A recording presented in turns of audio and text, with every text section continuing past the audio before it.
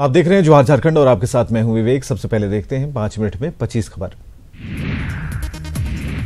News 18 के खास कार्यक्रम में एजेंडा इंडिया में बीजेपी अध्यक्ष अमित शाह ने आतंकवाद पर बेबाक राय रखी। उन्होंने कहा कि मोदी सरकार ने आतंकवाद के खिलाफ लड़ाई के नजरिए में बदलाव किया है। अब देश की जगह आतंकियों के घर में घुसकर चोट की जाती है। न्यूज 18 के खास कार्यक्रम में एजेंडा इंडिया में रक्षा मंत्री सीतारमण ने कांग्रेस पर हल्ला बोल किया। उन्होंने कहा कि भ्रष्टाचार के आरोप में बेल पर बाहर रहने वाले चौकीदार को चोर कह रहे हैं, जबकि राष्ट्र की रक्षा करने वाला ही सच्चा चौकीदार है। झारखंड में शांतिपूर्ण और निष्पक्ष चुनाव के लिए कई कदम उठाए गए हैं और साथ ही पहली बार सेक्टर पदाधिकारियों को जीपीएस से ट्रैक किया जाएगा। इसके जरिए ईवीएम की उपलब्धता और उनकी उपस्थिति का आंकलन होगा। रांची, चतरा और कोडरमा सीट से बीजेपी उम्मीदवारों के नामों का ऐलान जल्द कर लिया जाएगा। रांची में बीजेपी नेता दीपक प्रकाश ने बताया कि राज्य समिति की ओर से केंद्रीय चुनाव समिति के नामों की अनुशंसा कर दी गई है।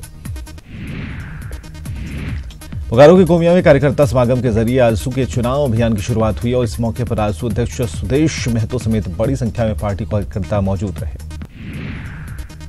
झारखंड की 7 सीटों पर कांग्रेस उम्मीदवारों के नामों का ऐलान जल्द हो जाएगा, ये दावा किया है कांग्रेस नेता प्रदीप बलमुचू ने रांची में। उन्होंने कहा कि महागठबंधन के सहयोगी दलों के बीच सीट शेयरिंग के तय फॉर्मूले का पालन सबको करना चाहिए।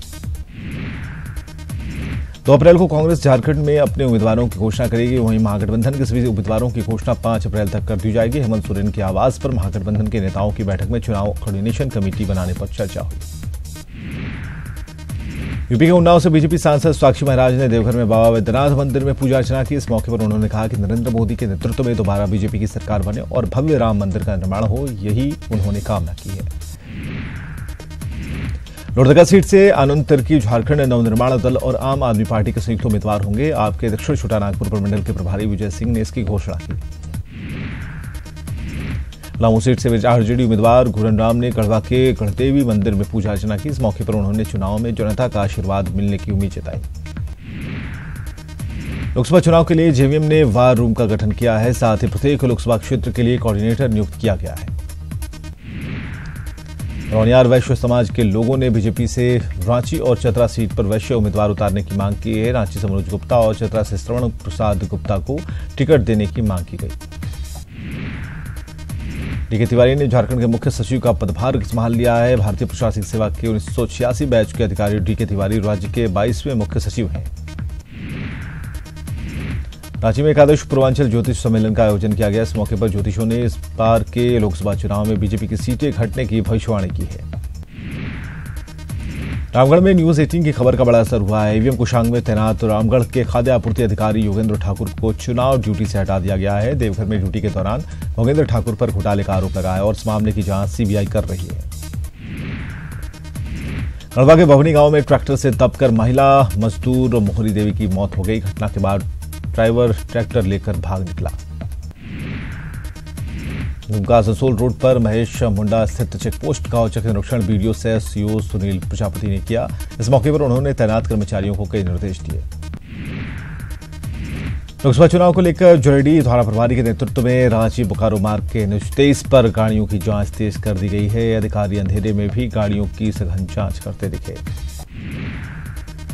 रांची के बड़ू में बालू माफिया पर पुलिस ने शिकंजा कसते हुए हाईवा जेसीबी समेत 13 गाड़ियां जब्त की हैं। देर रात की गई इस कार्रवाई से बालू माफियाओं में हड़कंप मचा है।